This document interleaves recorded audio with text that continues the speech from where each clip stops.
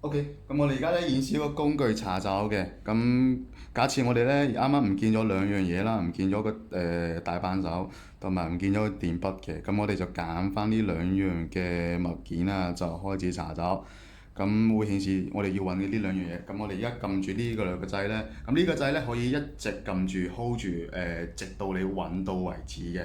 咁我哋而家先睇下呢度工具啦。咁 detect 下係冇嘅。冇嘅話，我哋就會到處行啦，到處逛嘅，咁我哋會見到啲嘢嘅，係啦，我哋行。咁聽到聲呢，就我哋大概會知道個物件嘅一個方位嘅，咁我哋就 detect 到30幾次，咁大概就喺呢個方位，咁我哋就佢個聲呢越頻繁呢，咁個物體呢就越接近嘅，咁我哋而家呢，前面呢就見到鉛筆呢。就會喺呢度啦，係啦，咁響住嘅，咁個電筆喺呢度。咁而家揾到啲電筆咧，咁我哋再揾個士巴拿。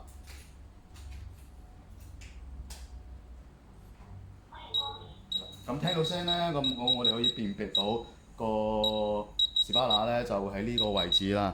咁我哋可以再行近少少，係啦。咁聲越頻繁，咁個士巴拿就越接近，係啦。咁我而家咧就見到士巴拿咧就喺呢個下邊嘅。